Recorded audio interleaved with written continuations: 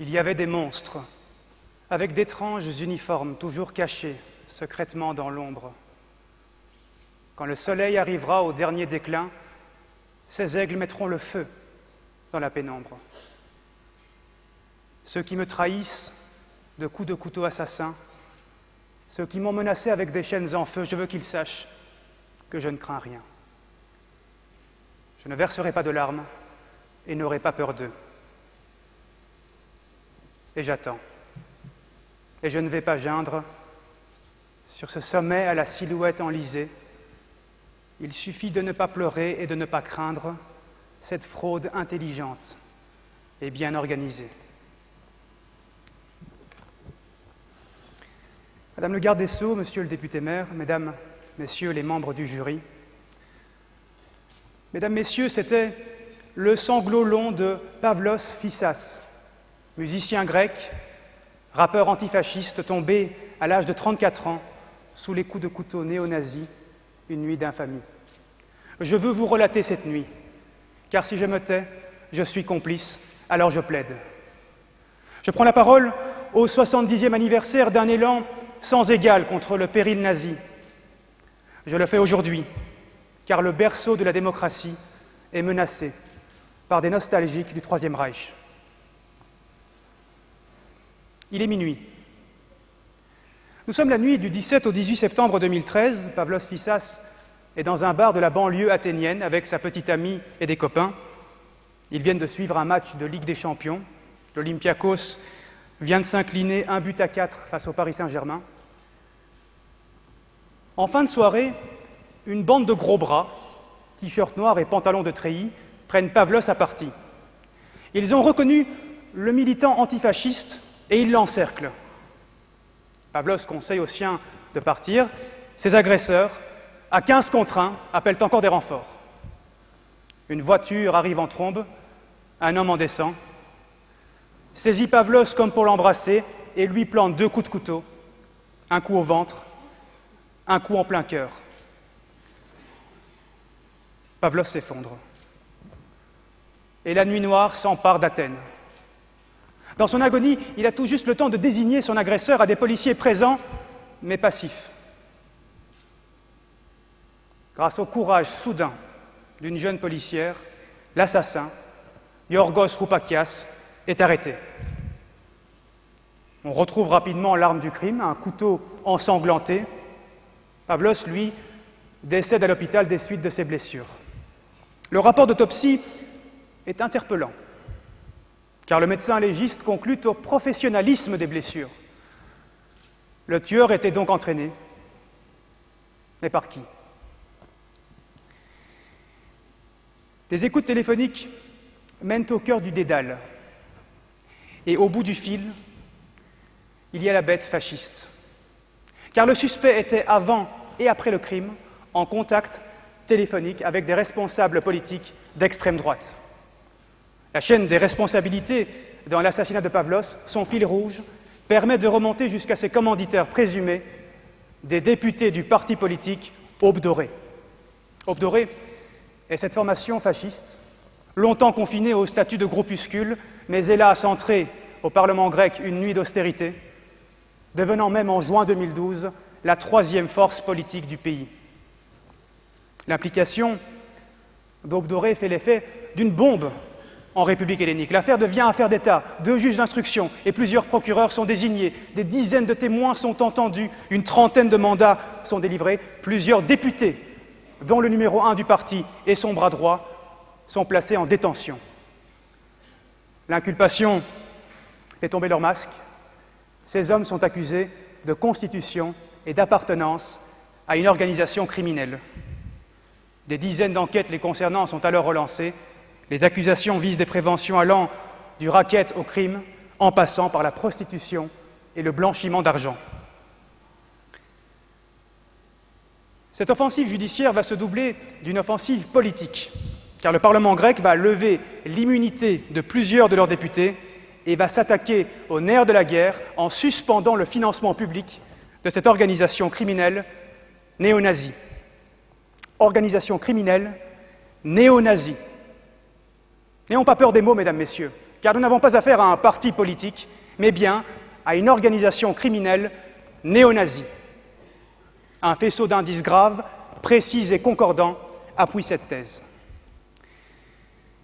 Il y a d'abord leur symbole, double méandre noir sur fond rouge qui rappelle la croix gammée nazie. Il y a les saluts hitlériens, les Heil Hitler hurlés en plein Parlement. Il y a le bilan des perquisitions menées par la police antiterroriste au domicile de députés. L'inventaire de ces perquisitions fait froid dans le dos. Casque de Waffen-SS, poster d'Adolf Hitler, insigne nazi et toute une littérature à la gloire du Troisième Reich. Comme les nazis, Aube dorée postule une inégalité entre les hommes selon la pureté alléguée de leur sang. À telle enseigne que ces néo-nazis ont imaginé une banque du sang grec. À telle enseigne qu'une députée d'Aube dorée a, à la tribune du Parlement, traité les immigrés, je la cite, de sous-hommes qui ont envahi notre patrie avec toutes les maladies qu'ils trimballent. Fin de citation. À telle enseigne encore qu'Athènes a été le théâtre de ce que le maire de la ville a très justement qualifié de soupe populaire de la haine. Il s'agissait de distribuer de la soupe aux indigents, mais uniquement aux Grecs nés de 2 parents grecs, avec contrôle d'identité. Comme les nazis, Aube dorée dispose d'une structure strictement hiérarchisée de type militaire. Un rapport du vice-procureur de la Cour suprême grecque indique que l'on retrouve chez Aube dorée le Führerprinzip, principe imaginé par Adolf Hitler dans Mein Kampf, à savoir l'absence totale de limites posées au pouvoir personnel d'un chef tout-puissant. Comme les nazis, même si c'est à une autre échelle, Aube dorée dispose de milices d'assaut. Milices d'assaut qui se livrent à de véritables petites nuits de cristal, avec des descentes nocturnes sur des marchés pour vérifier sans habilitation aucune les papiers des vendeurs étrangers et, en cas de manquement, saccager leurs stands. Une autre nuit, ce sont des ressortissants pakistanais qui sont surpris en plein sommeil par le feu. Rien n'arrête ces monstres. Rien. Sauf peut-être, la mort de Pavlos Fyssas. Car la mort, Aube dorée l'avait déjà infligée à au moins 2 immigrés, mais il a fallu l'assassinat d'un citoyen grec pour que la Grèce se décide enfin à se défendre. Se défendre. Car un État de droit a le droit et il a le devoir de se défendre, il en a les moyens. Il y a des codes, et un code pénal pour commencer, avec son interdit de l'homicide sanctionné de toute éternité par tous les codes pénaux, religieux et moraux. Il y a ensuite une constitution, celle qu'une Grèce libérée de ses colonels a adoptée en 1975, en son article 29. Elle proclame que l'organisation et l'activité des partis politiques doivent servir le fonctionnement libre du régime démocratique. Ce noble idéal n'était manifestement pas à l'agenda d'Aube dorée, pour qui la démocratie n'est jamais qu'un moyen de parvenir à ses noirs desseins. Il y a enfin un principe juridique au fondement du droit civil et des droits de l'homme, l'interdiction de l'abus de droit. Le système juridique n'est pas indifférent aux menaces qui pèsent sur lui. Et depuis l'Antiquité, on enseigne dans les écoles de droit l'adage « summum ius, summa injuria », droit exercé à l'extrême, injustice extrême. Ce principe est consacré expressis verbis à l'article 17 de la Convention européenne des droits de l'homme, dont je rappelle ici les termes. Aucune des dispositions de la présente Convention ne peut être interprétée comme impliquant pour un État, un groupement ou un individu un droit quelconque de se livrer à une activité ou d'accomplir un acte visant à la destruction des droits ou libertés. Pas de liberté pour les ennemis de la liberté. Ce principe est gravé en lettres d'or au plus haut niveau, celui des Nations Unies, dans la fameuse Déclaration universelle de 1948 et dans les 2 pactes conclus à New York en 1966. Ces textes primordiaux risquent toutefois de rester lettre morte dans la bouche d'un plaideur solitaire. Seul, je peux accuser l'assassin et les commanditaires. Je peux vous décrire en détail la dernière nuit de Pavlos, la forme exacte de ses blessures, la couleur de ses yeux, le diagramme des écoutes téléphoniques. Je peux me faire le porte-voix d'une victime réduite au silence éternel, perpétuer sa poésie perdue, tendre très haut mes deux mains pour voler, comme dirait Pavlos, un peu de lumière, des étoiles brillantes. Mais je ne peux, seul, saboter les stations radars de ceux qui promettent des aubes dorées à des populations en détresse. La force de frappe du plaideur ne peut se démultiplier que par la quotidienne vigilance de ses auditeurs. Ma plaidoirie n'a de sens que devant vous et par vous, sur cette estrade prestigieuse, dont le rouge est un appel, un rappel à ne jamais oublier le sang versé sur les pavés d'Athènes ou sur le sable rougi des plages qui s'étendent du bas de la pointe du Cotentin jusqu'à Ouistreham. Quand je repense à cette nuit d'infamie de septembre 2013, la mort tragique de Pavlos, mesdames, messieurs, blesse mon cœur d'une langueur monotone. Je répète, blesse mon cœur d'une langueur monotone.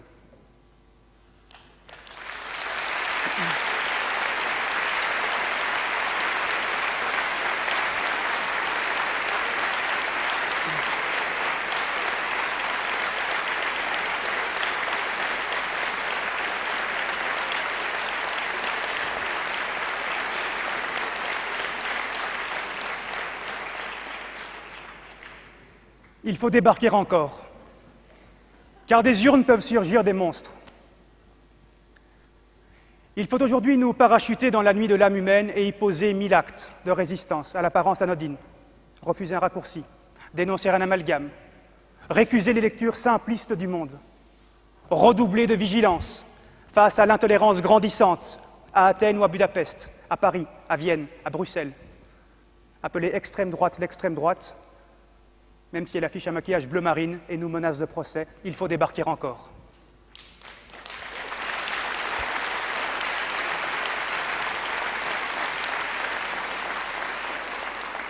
Il faut débarquer encore sur des terrains d'opération moins lisibles qu'il y a 70 ans, car d'invisibles murs de l'Atlantique traversent aujourd'hui nos cités, nos quartiers et parfois nos forces intérieures. Il faut aujourd'hui nous aventurer sur des plages intellectuelles minées, entravées d'obstacles, franchir les barbelés que les forces de la nuit dressent entre la raison et l'émotion.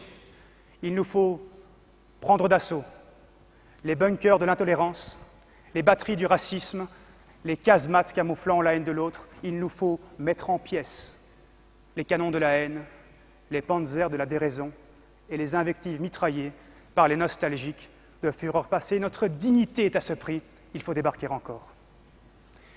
Il faut débarquer encore sans attendre d'autres pleines lunes, sans assister passivement à la sournoise mise à mort de ce pourquoi des hommes qui avaient 20 ans en 1944 ont sacrifié jusqu'à leur vie.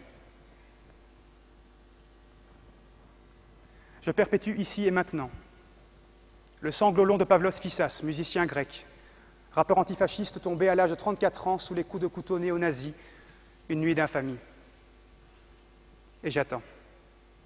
Et je ne vais pas geindre. Sur ce sommet à la silhouette enlisée, il suffit de ne pas pleurer et de ne pas craindre cette fraude intelligente et bien organisée. Mesdames, Messieurs, il faut débarquer à l'aube, combattre sans crainte, leurs aubes dorées se dissiperont. C'est midi qu'il nous faut atteindre, et c'est midi que nous atteindrons. Midi, cette heure où personne ne fait d'ombre à personne.